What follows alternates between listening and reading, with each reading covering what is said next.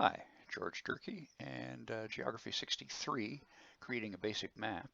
And this will be a supplemental to our alternative lesson video set, video 5, and it'll be tips and tricks.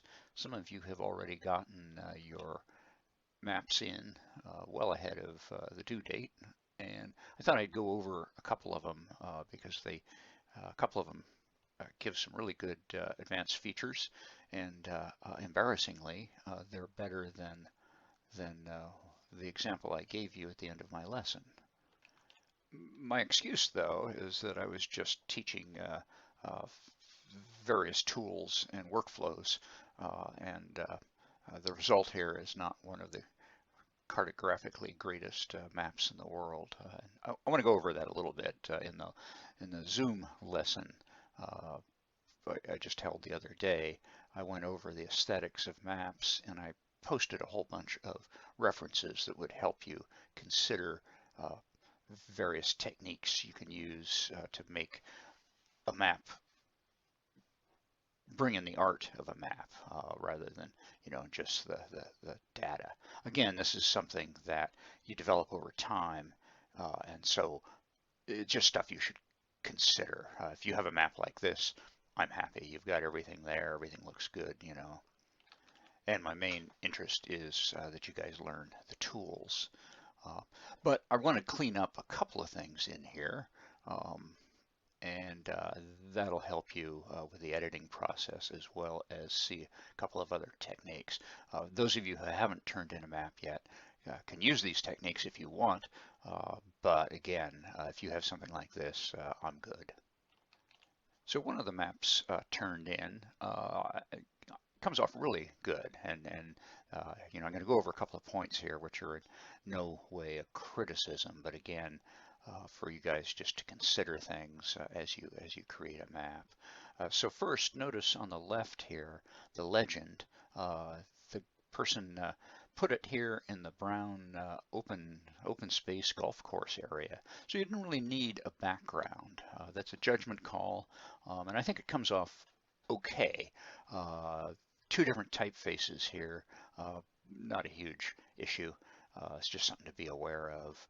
What I suggested to the person is you could use a grayish background here and then increase the transparency. And I just wrote that to him. But in fact, we ought to go over exactly how to do that. It's kind of a hidden process, and but worth knowing. Second here is over on the lower right, the scale bar. Good scale bar goes to exactly 1 mile, which is good.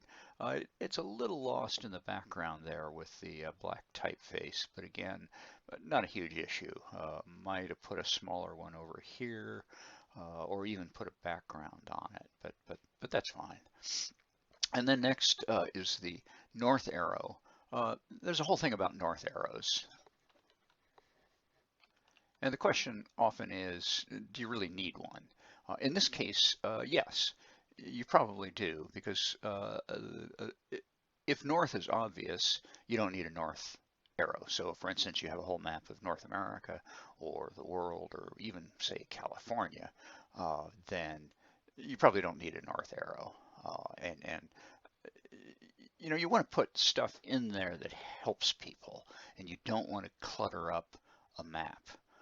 So again, north arrow when you're zoomed in this close to something is a good choice because you could have angled the map differently to get everything in. So north may not be the top of the map. So you do want to indicate that. My tendency would not be to use a north arrow quite that big or gaudy. It's kind of a neat north arrow, but a small one. But the white is a good choice to give a contrast there. So that's a good choice. But I just wanted to throw in considerations for putting in a north arrow. The person did do a much better job of the damage zones. That's much clearer than it is on mine. So you can see how pale and washed out that is, even though we're zoomed out at a greater distance here. So I'm going to fix that on this map. Another thing I want to fix is down here, major faults shows up as one word. So I'll just show you how to fix that should you make the same mistake or need to edit your legend later. And then also I'll fade this. I think I'll choose a gray and add transparency.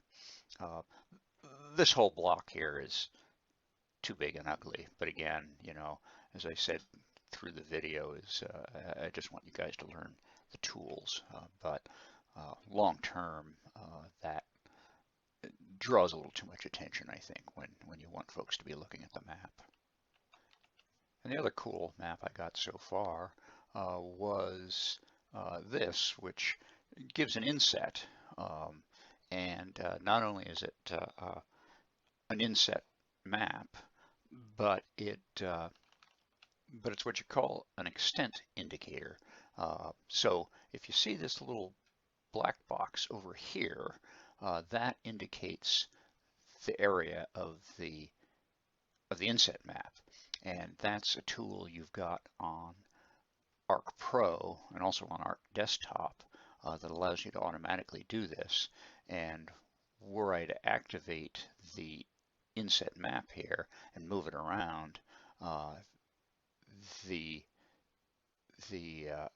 box would shift around. The consideration here is you might want to reverse it, but it depends on the purpose of the inset map. So for instance, if you're doing a detailed map of an area closer in, you might want to show where it is in relation to, say, all of California.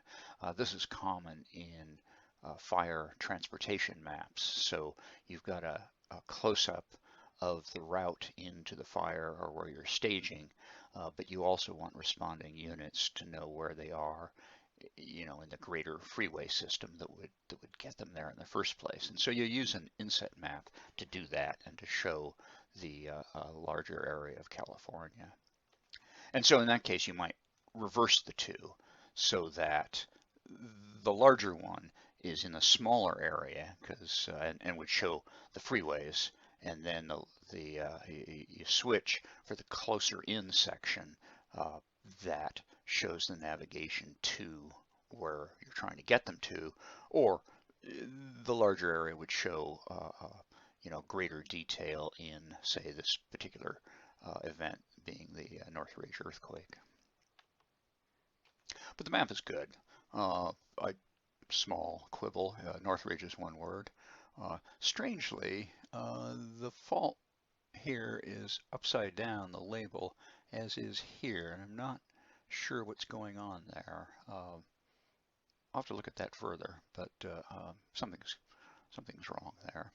Another small quibble is that ideally you might want to try and get logical distances. So you might want to extend, for instance, the scale bar to get 20 miles or 10 miles versus 19.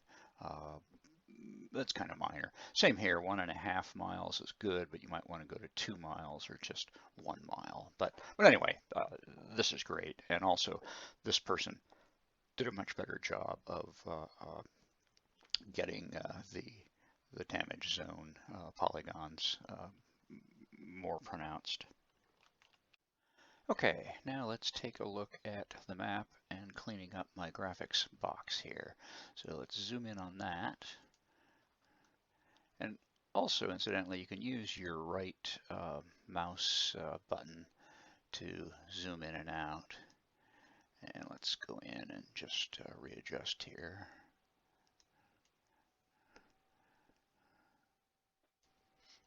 Okay, so right now we're in Navigate, so let's go to Select, and we'll click on Major Faults and highlight it. And what we're going to have to do here, so if I were to just, notice it comes up on the layer name here, and I could add a space, but in fact it's so tight in there, that's just going to put it down on another line. So you want to actually extend the size there, and then go over here and just put a space in. Oops. that again, put a space in, and oops, I'll get it right here, and then just hit redraw, and there you are. And now let's clear the selection up here.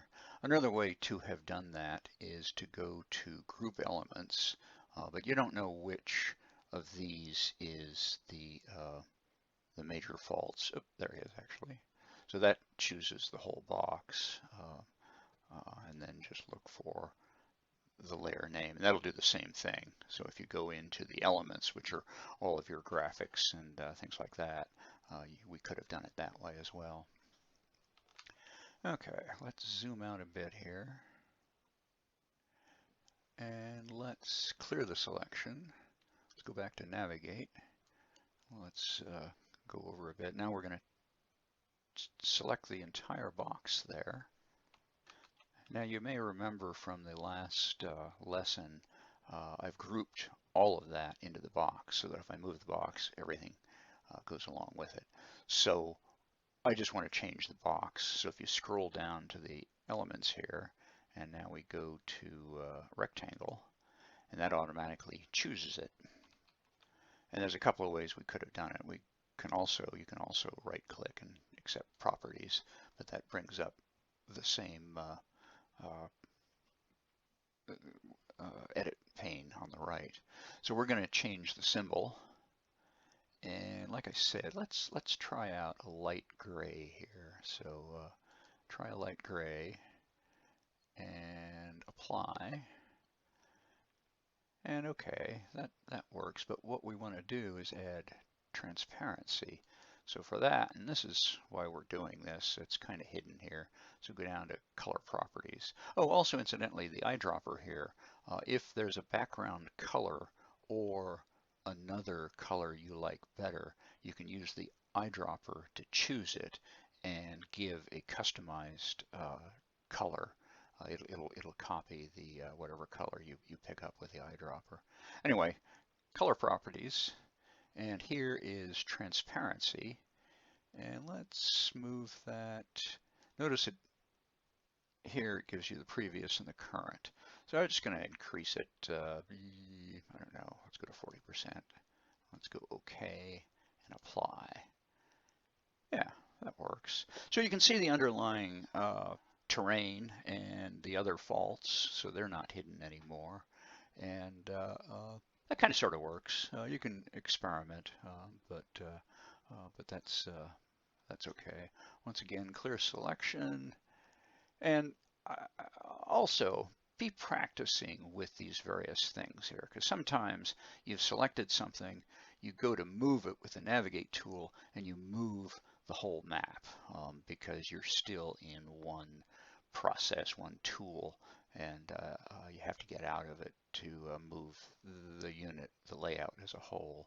And that's another very good reason for bookmarks, because as you remember from lesson 4, bookmarks are to get you back to where you want to be again, rather than where you accidentally moved to. Okay, now because I didn't do a good job, let's fix the damage zone polygon symbology. And so you just go down, you click on that, and notice because it's hatched, we have a couple of choices here, one for the right angle, one for the left angle. So we stay with that and highlight it, and let's increase the point thickness and go with a darker here, and we'll do the same here.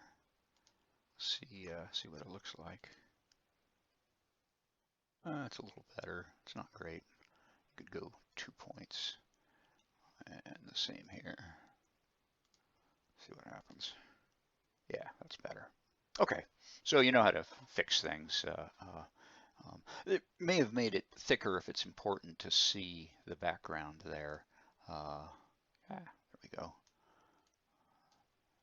Yeah. Well, anyway, probably should have gone to 1 instead of 2, but you get the idea. Okay, now let's do an inset map. And for an 8.5 by 11, we might be making it too crowded, but again, teaching a specific tool and a technique here. So let's come in a little closer. Now for this, we might want to go back to the map, your base map here that you started out on uh, to just set everything up before you did the layout. So what we're going to do here is for a specific reason that I'll show you in just a second here, I'm zooming out to show us the whole area. So you can see the coast here. You can see some place, well, we don't have any place names. I think you'd have to change world imagery and add place names, but let's not. We'll just move along here. One thing that this map makes it a little crowded is that the highway names are useful, but they're a bit big here. And so depending on whether highway names are important for the location map, you might not want them. Even, well, let's go out just a little far. Let's go out to 1 to 500. There we go. Yeah, and this is where the highways become a little too crowded here. And obviously what you can do is highlight roads and go up to out beyond, and let's put that at 100,000, and then they just disappear. That's a little cleaner. It would be nice to have some place names in there. What you'd have to do is go to the imagery with place names map. But once again, we're just teaching something here, so just showing you how to do it. So now what we do is go to Maps, and we're going to create a bookmark. And so we're at 1 to 500K, and so a new bookmark, and we call it 1 to 500K, and that's Inset will just tell us what it's for, and then OK. And let's save here. Now we move back to our layout, and now we're going to draw in our extent indicator map frame. And so for that, we go to map frame under insert here. And remember, we created the 1 to 500K bookmark, and that shows up right in here along with our other extents that are available. So let's choose 1 to 500, and we just draw it in, and we're going to, again, this is a small map, so I'm not sure that clogging it up with this is a great idea, but in any event, once again, we're teaching a specific tool. So notice that it brings in map 1 at the same scale that we saved it in the bookmark, and the larger area, and we got rid of the highway names, which might have clogged it up unnecessarily. Now we add the extent indicator, which is another tool under insert and format, and you drop down, and the only choice is the map frame. So we want the extent of the larger map frame. So we add that, and it adds in that black box there. So now you've drawn in a black box here, which shows where this whole map is in relation to the larger area here. And the box is black here, which shows up okay. We can fool around with it. So for that, we go up, and notice we now have a new feature in here, extent of map frame. And so click on that, and you get the editing box for it. So here's a symbol in black, and let's once again come up with a nice color here. Let's try red. let's increase it. Okay, well, kind of contrast with the background orange, but let's go with it. Also notice that if we activate the map, that means we can move it around, and if we move it, the rectangle readjusts. So if we moved it up to the upper left there, the location rectangle adjusts. And now we can just go back to the previous extent and the previous one before that. And oops, sure, good enough. Anyway, you get the idea. Remember, you've got your extent back and forth here whenever you change your extent. And then you could also bookmark this if you wanted. Okay, once again, that's to give you guys a couple of tools and workflows for your maps. It would be cool if you added them if you have time, but if you don't worry about it. The original in lesson 4 is, as I've said, fine. But I think a number of you are already taking Jeff's classes and you're a little more advanced, so go ahead and try this and see how it goes. Okay, let's get out of this. You just hit the layout here because we're in active, and then let's in layout, let's clear selection and go out, see what we have here. Yeah, that works. Again, fool around, but don't get too carried away here. And let's save. And finally, another note on anything you guys turn in. Let's go back to the map here. So, on these two maps here, I made a couple of thoughts and comments, but nothing that I would send it back to be fixed. Clearly the student has it down here. We've got everything, all the elements that I asked for there, plus in both these cases, better than my original. And so only if something is missing, so let's say you left out labeling the faults or the highways or something, then I might send it back. If you missed an actual tool or part of the workflow, then I'd want you to learn that and get back in. I'm not going to send it back for the upside down label here because I don't understand what's happening there. It's a slight possibility, and I'm just thinking about it, is when you draw a line, it creates a node and then an endpoint to that node. And if it goes in the opposite direction, and I'm just winging it here, I really would like to find out what happened. It might reverse the label, although when you set up a label, it's oriented top down, so I don't really see how that's what's going on here, but I'll try and find out. Okay, that does it. And again, I hope this lesson is going well. And if you're doing the ESRI lesson, that's fine. If you choose this set of lessons for your final project, then you've got this. And yet again, this is to learn some new techniques. So for that, I hope this helped you guys out. Okay, thanks a lot. As always, questions to me and so on and so forth. Okay, see ya.